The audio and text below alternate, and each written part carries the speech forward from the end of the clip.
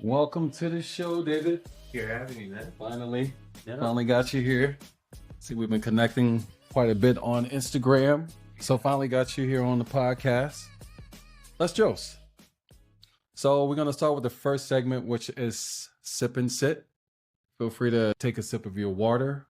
But give us a brief synopsis of David and what got you started, where you're from, just a little bit about yourself before we dive into the meat, which is talk and give. All right. Well, my name is literally David Anthony Villalva, but for my photography name, I go by David Anthony. Nice. I did use my last name as my little startup brand, but I feel like nobody could understand or how to pronounce my last name. Yeah. So I'm like, you know what? My mom never liked middle names, but she ended up giving me one anyway. Yeah. So I decided to just go with David Anthony. And David Anthony is pretty cool. It's catchy too. Yeah, it is. Where'd you get started with photography? Like, what got you interested in that? I literally had no interest. I was more focused on graphic design when I went to Santa Monica College. Nice. But I ended up not taking a lot of graphic design courses because I was like I had a counselor and I would look at all the classes that I would need to take, but never have ever took a graphic design course. So I'm like, where the hell are the graphic design classes? All I took was art. But I looked at one of the electives and it says, you need like a photography. I saw photography. So I'm like, okay, I got financial aid. I would like a professional camera. Why not? Yes. Yeah. It's going towards my education. So it's great. And especially here in LA, I mean, endless opportunities to photograph someone. So it's like, it makes the most sense too. Yeah. And I took the photography 1 course. I ended up getting a C in the class, but all the information that I learned in that class was just stuck in my head. So I decided, you know what, let me do graphic design as my main major, photography as my minor, because they will go hand in hand. Exactly. I literally graduated Santa Monica College, but I left out of there with the public policy degree and not even what you ended up doing at the end of the day. Yeah. But I wanted to get out because I was there for like 6 years. So I'm like, you know what? I'll do photography full time. And I decided to go to the Art Institute in LA. That is so dope. Yeah. So let's move to, thanks for the synopsis of what you do and how you got there, but we're going to dive a little deeper with talk and give. You said you went to school for this, you left out with something else. What made you go back to the photography thing? What made you realize that there was a real passion there for that? When I took a lighting course, when I went to the Art Institute, I love the professors there because they're the ones that really care about education. So I took a lighting course, and the fact that I got to go into a studio, photography studio, and look at all the equipment, look at the different lighting techniques, I was definitely interested. And then I took more of the course to learn about what field do I want to be in. I wanted my shots to be on billboards, do more editorial, on campaigns. Who knows? Photograph a movie poster, something for theaters, Dope. That was my main focus, and I did not stop shooting. Would you like more conceptualized shots or creative, innovative shots, or would it be just straight on for artists, or what type of shooting? Do you like concepts, or do you like freestyling it, or do you like filming artists or models? I went straight for models. Which makes the most sense because that's what they do for a living, and they probably take more photographs than us artists. Although I would say we're up there too. It just depends on the type of artist that you are. No, yeah, definitely. But I have shot with like some artists, some reality TV stars. So I'm like everywhere, literally. So I'm pretty much open to all. But the only thing I can't do is just like maternity shoots. I've done it here and there, but I really can't do it all. You know what I mean? Because sometimes like that's not my expertise. But like this is towards like my side. But I try to make everyone happy and just shoot. What would make that difficult is just like you'd rather not. That's just not your thing. Yeah, that's not your area. Even though that's where the money is at. Yeah, because women always gonna get pregnant. Yeah. So, yes. I mean, I'm pretty sure if I shot with like models that are pregnant, then go for it. But I've done 2 maternity shoots for family members, and they went great. It went great. And I've done family portraits as well. Okay, mostly just like my family because I'm pretty much their golden ticket. Yeah, I've seen your work, and I love how natural yours look, because I know some photographers, I guess everyone has their own individual styles. Yeah. I wouldn't say I don't want to offend anybody. I don't want to say it feels like overly airbrushed or like Photoshoppy. Yeah. If that's the thing. Yeah. Yours feel like very, very natural and like true to what the person actually looks like. So what made you choose that route with photography versus like the overly airbrushed look that we mainly see around social media or advertisements? Because I want to capture everyone's true self. Mm-hmm. And there's times where I give them like their finished results back, and then they're like, "Did you even like retouch like my face?" I'm like, "Yeah, I got rid of some marks, pimples, and all that stuff." And I would show them like, "This is the before and after," and they were like, "What the hell?" Right. Because I do a little bit of airbrush, but I don't keep it to 100 occupancy, opacity. There you go, opacity. I literally just put it to like 50%, and everyone still becomes their natural self. Yeah, I love that, because I've done quite a few photo shoots throughout the years for like a lot of my music stuff. Yeah. But I've seen all levels of it. But there's an art to bringing that natural thing out in somebody versus it being overly saturated or overly retouched, I would say. So I love that you do that. Thank you. What will be your go-to? You say you started with models. Like, what about you do print, or you cover an array as a photographer? I literally have done printing at the Art Institute school, and mind you, I would love a big printer like for photography, because I get to do my own color matching profiles to the printer, and I could literally take a not great shot and make it look like $1 million. Yeah, literally by the printer and the color settings that I choose. And that's the beautiful about having that creative mind. I'm not a photographer. Sometimes as artists, we can imagine what we want to look like. But when you get with the right photographer, they can either bring that to life or actually make your dream even better than what you thought it would be, like what you envisioned. The question I wanted to ask you, okay, where do you pull from when you get your ideas? Because I've looked through yours, as I like the concepts for a lot of them. Where do you draw inspiration to create the image that we see in the final product? I've always been a visualizer. Yes. So like whatever creativity like in my head, and I try to bring it to fruition. Yeah. There's times where I started off very vibrant. My photos started off very vibrant. And a lot of models like that because you don't see that in their portfolios. So I got a lot of recruitment from them. And then now I ended up switching to now desaturated and now full on black and white shots. And now I literally just go by simplicity, because simplicity goes a long way. It definitely does. And you can do so much more with that versus like overly conceptualized shots, because you can probably push it to many things as far as advertisement and marketing and promo for artists or brands.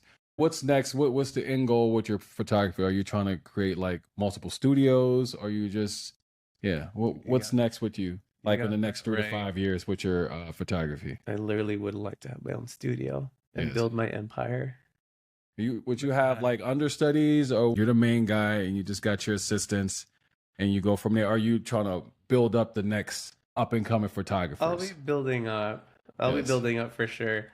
Let me start off with one studio first, and if that goes well, then I'm gonna open up another location. Okay, that does well too. Get more income, branch out everywhere, and then now I'll start hiring like assistants. It's mostly just I want studios. I mean, obviously, Pure Space is like literally my go-to. I'm actually that's ambassador my go-to for them too. Yes. Pure Space is everything. Yes. This is actually a Pure Space studio. So yes, like, it's pretty dope. Yeah, this is dope. Like, maybe I should, I don't know, because I'm part of their ambassador. Yeah, they have so much stuff, like especially downtown LA. I'm like, I didn't know they had so many great studios around here, not just for podcasting, but for photography and everything. It's like whatever you want is literally here in LA. Studio I rent, I get inspired on like what my studio I want it to look like. Yeah. The perfect size, like what do I want in here, so it's like I want to build my empire, put it on Pure Space, and then let other creatives rent it out. We can almost get into the hot things, but I do want to ask you a couple more questions though. and then we can get into some hot things. And I'm not looking forward to it because my stomach is like really. blah, blah, blah, blah, blah, blah, blah. Hey, dude, I'm hungry. I haven't ate, so it's like I think that's the only thing that's been helping me because I am hungry. Yeah, I'll take next. Yeah, because he's like, you're only gonna take 2 bites. I'm like, why can't I eat the whole thing? Right. I'm like, I'll eat the whole thing because I'm hungry. let's get into about 2 more questions, then we'll get into the hot things, Yeah. the meat of it all. Then you'll drop some gems, and we'll get out of this piece. But you're doing good so far, though, man. I know you were nervous. I saw when you sat down, your leg did like a vibration. No, dude, I had a day yesterday and today, so I'm like, I understand. you know, I'm like, oh my god, here I am coming in, and I'm like that. Like, no, you're good. Oh, good. Thank you. Try to spiel out more knowledge. Yeah. Plus, I feel like I've always been wanting like to do like a podcast. You should, man. Like, because there's a podcast for everything, literally. Yeah, but it's just like, damn, creating the name that no one has already, you know? Creating the name, finding your niche, all of that stuff, that's all important with this podcasting. And then finding your community, finding the right platforms to promote, push, finding your audience. I literally watched, you ever watch The Real Daytime? TV show? Yeah. The Real Daytime show. Yeah, the real. Yeah, Adrian Bailon, Lonnie Love, Tamar, like everything. Yeah. I feel like I want that again, and I relate it like so much. Like I want that, but like also you want like discussion. And I think I want to do that a couple of times to get a panel of artists or content creators from different aspects, and have discussions on the industry.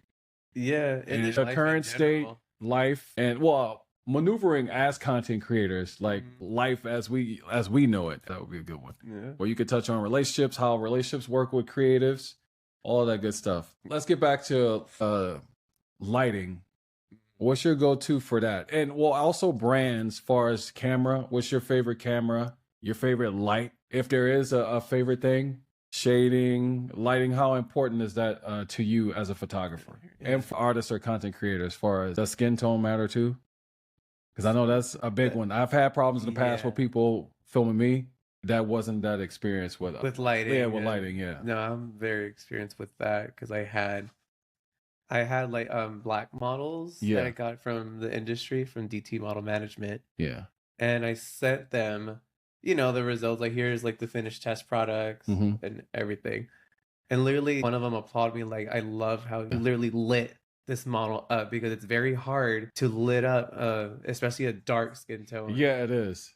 Because usually they have them like far away back, and you shouldn't. Yeah. At all. I literally do like my one light rub. I only use one light. Yeah. And I literally put it right in there. Yeah. Your work is really dope, man, and it speaks for itself. So we're gonna come back and we're gonna get to hot things with David Anthony, to be exact. So you guys stay tuned.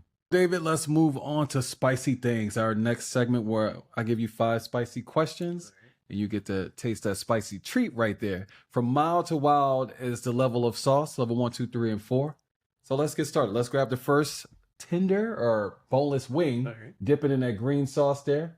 Go for it. Take that bite.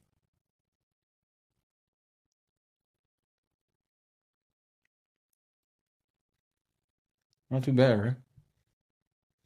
I love it. Oh, nice. All right, first question. What's the most challenging or risky situation you've encountered while on a photo shoot, and how did you handle it? Oh, man. Especially with the type of camera that you have. Because again, when I learned at the school, I learned about reflectors.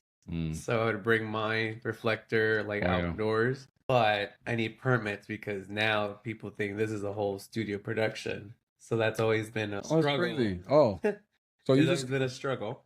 So you can't just film out and about. Well, if you have any additives, you have to have a permit. Reflector, yeah. Oh my god! They're gonna think that's what happened at Venice Beach. So I was just like, I didn't know it was that deep. Yeah, it's not. We're not doing anything. We're just taking shots. But they're like, no, even with that, or the camera I use, how big it is, you have to have a permit. That is crazy. I didn't know they were like really looking like that. Yeah, like that's insane. Like, it's a public place. You would think they'd be okay. Literally, what I did, I'm like, I need to take some shots. So when they left, I'm like, okay, like, my bad, I put my stuff away. Have the model, I'm like, we're just gonna shoot. and get away with it. I mean, you have to use like you gotta do what you gotta do, man. Like here, God, that's crazy. You're surprised of all the things. Like I would never get permits. I literally have to shoot. I'm literally shooting outside. That's how I started before. I don't understand that. I've never even had that issue. And maybe that's just a Cali thing because I've never had that issue where they're stopping you from shooting somewhere because you have a few items. Public place, but I know they do a lot of filming there, so it's like we want. Oh, that's they want money, yeah, and that's what it's all about. It's always about money, yeah. It's always about money. I just say it's literally schoolwork, right? It says for research purposes. Let's take that same one. Get to that next one. Next sauce. I'll let you dip first. Next sauce. Do the honors. Yep. That's it. Oh, okay. Okay. Okay.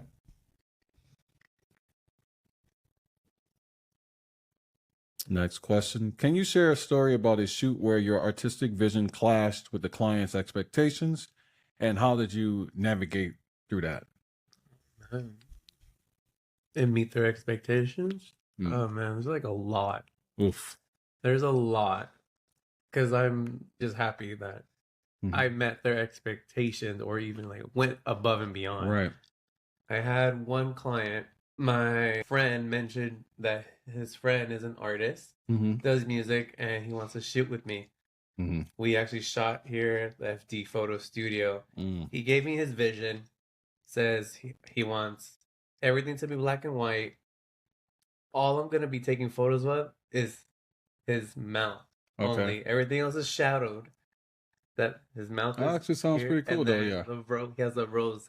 He's biting a rose, but the rose is the only one that's going to be in color. Just the petals. Okay. And I did like a lot of skills. I'm like, maybe I need just having the light top facing more down. I'm going to have them like more, facing towards me, scoot back. What settings am I going to use? But all that, I'm like, I'm just making it more difficult for myself. Right. So literally I just took the shots because everything is going to be done in post-production. I tell people it's 25% shooting, 75% post-production. Right. Because literally that's where you create. That's where the magic happens. Right. No, you're right. So I literally exceeded his expectations. Well, that's dope, man. I'm glad you were, because sometimes people can be very difficult. Yeah, and thank God I haven't had no difficult people, because that's the day I have a diva. I'm like, I've never been difficult with somebody, but sometimes I've not been happy with the results because they made it seem like it was going to be super amazing. Yeah. And I spent a lot of money and then it just wasn't that. But ultimately, I always, ended up with something I can use. There's always some dope shot, that money shot, because a lot of times, you're shooting about 500 shots for like maybe 5 to 20 money shots. Yeah. There's always that one. So it's a crazy process with photography. But let's move on to this next question. Okay. Let's grab that. Yes, that one. And we're going to get to this third one. Level 3 of spicy. That one's kind of good. Yeah. Have you ever received criticism or backlash for a particular photography or photo you took? How did you respond to that? When someone gave you that critique with no takeaway, so it just felt like it was negative. So far, nothing. They got nothing like online, because I always like watch what I post, but I know back then during school, I had a headdress. So back then we didn't know about wearing a headdress or Well, like a Middle Eastern thing? Yeah. Because I only use that just for photos. Okay. I think I did post it one time, but I was still starting off trying to get like style flow, and then one of my friends like, "Hey, like, did you know that means this, A, B, and Z?" I'm like, "Oh, I did not know that." So I literally just took it off, and because I don't want to disrespect anybody whatsoever. Because you really have to be careful what you. No, you have to here, especially with everybody being online right now, and it's almost like they're waiting to pounce for you to do anything wrong. Yeah, and some people purposefully go on under stuff that's great, or anything that that's perceived to be great, and purposely do negative things. Are you okay? Yeah, I'm good. I'm good. Maybe it's just me. All right, let's move on to this next one. Take the rest of that one. Let's bite on this. Fourth one. Yeah, the spicy of the spiciest of the spicy. Awesome. You're sweating? A little bit. It's not that bad. Look, guys, I'm sweating because I'm dehydrated. We'll just go with that. All right? Don't listen to David. What's your take on ethics editing photos, especially in today's digitally enhanced world? Man, now they have AI in Photoshop, and I'm kind of scared to use it because, like, I don't want everything to be done just on AI. Right. Because then that's me as a creator. I'm just like, obviously my work will get done faster, but right. I don't want to rely on that. Otherwise, I'm just being lazy. No, I feel you, because although AI is good for like impeding process or enhancing the not impeding, but enhancing the process. Yeah. But I mean, it takes the creative, insight away from the creator, the photographer, the videographer, whomever. So I understand where you're coming from with that one. Plus, again, I'm simple. I'm super simple when it comes to editing photos. Depending if I'm doing it in studio, sometimes I really don't even retouch the faces at all, because I feel like there's no need to, because they already have perfect skin and very, like moisturized. So like, you make my job a lot easier. Right, especially for people who actually take pride in that. So what do you think? Sorry, I'm getting a little... It's not that bad. It's not that bad. Right, yeah, it didn't sound that bad. I wanted to ask about... Damn, I can't...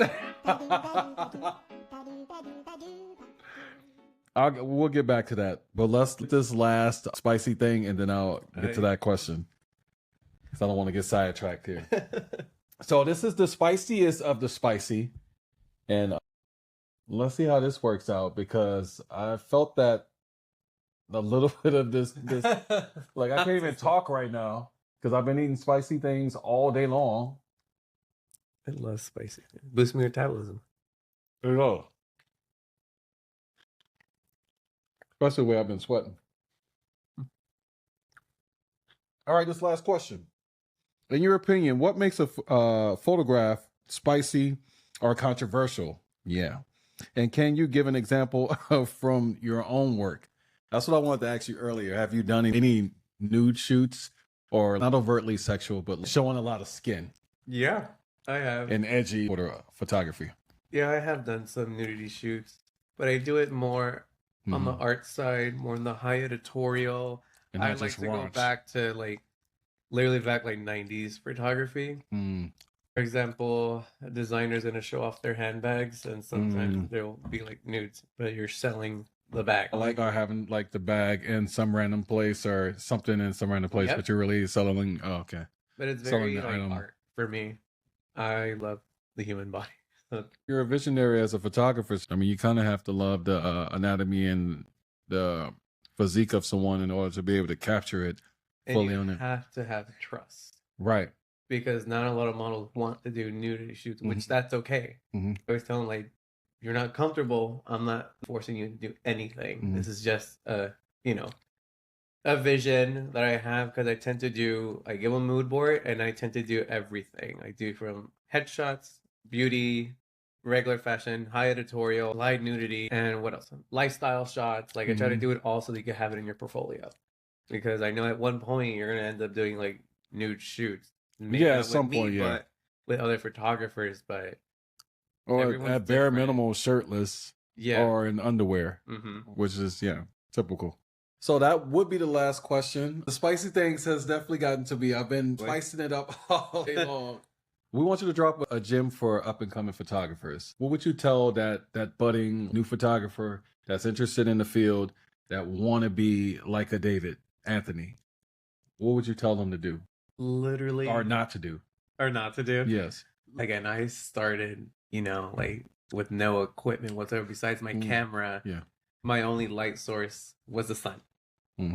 Anywhere you go, you have to spend money to make money. Most definitely. And not a lot of people know this, but for new upcoming photographers, you're going to have to work for free for a while. Yeah.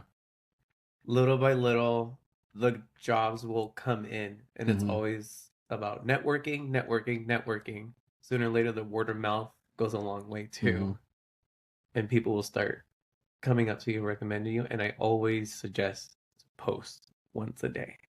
Dope. Once a day, because if you're gonna post twice or 3 times, then it's just like doing a little too much. I know back then the algorithm for Instagram was like great. Now that it's all about reels, I'm like, yeah, what and stories, yeah. Like, I'm not a videographer, but I guess I have to go that route too. But so you got to do a lot of BTS then. Yeah, and I get so in the zone of doing photography, I keep forgetting to do BTS. But sometimes I'm like, I'm kind of lazy to do. I have a lot of visuals, but I'm like, damn, it's kind of hard. Yeah, there's a lot for that. So, back to what I wanted to ask. Who's more inclined or who's not inclined to do the shoots, is it male or female?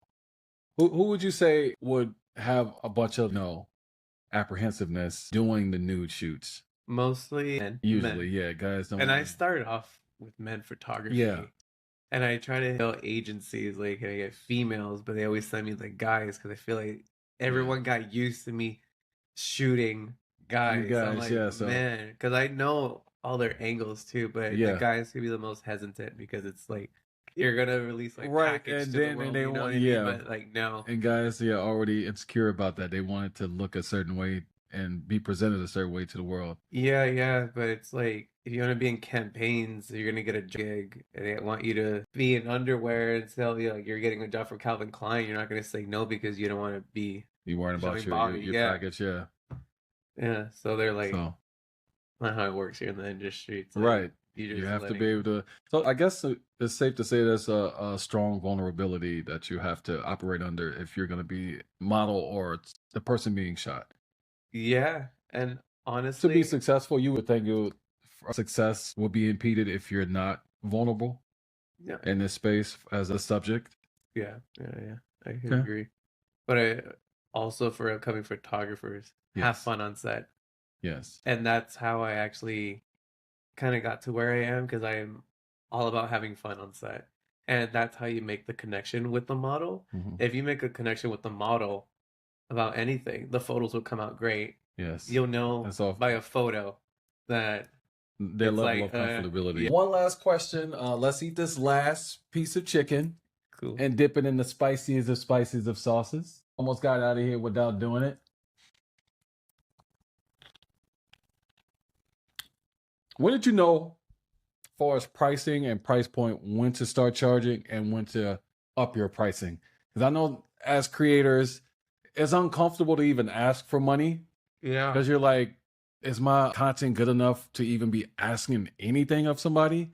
Because it's hard enough out here as far as LA, or just for anybody that's independent artists, they usually don't have money, or a budget. So when did you start like, okay, I need to start charging for this because this free thing is not working out for me? Yeah. Again, along the way, you'll know your price point. Okay. I had to figure that out because when I went to school, we talked about literally charging how much you would charge. Yeah.